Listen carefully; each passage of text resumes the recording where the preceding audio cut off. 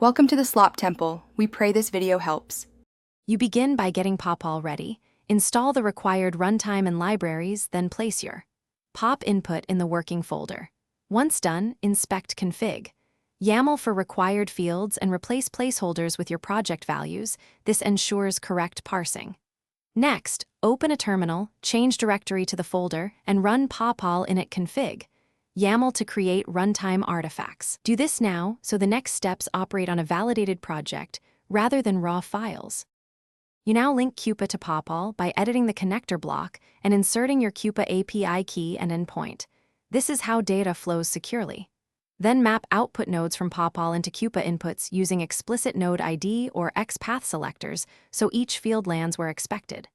Once mappings are set, run the pipeline and stream directly into Kupa. Popol run pipeline main pipes parsed events.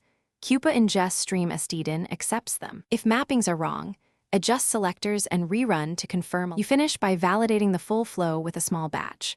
Run 1 to 5 test records and check Kupa response codes and populated fields to confirm success. Once validated, enable verbose logging to capture any anomalies.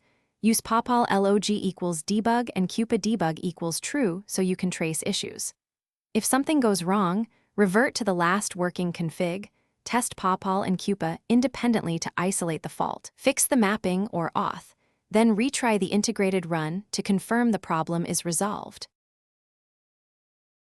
Thanks for watching. Consider subscribing if we helped you.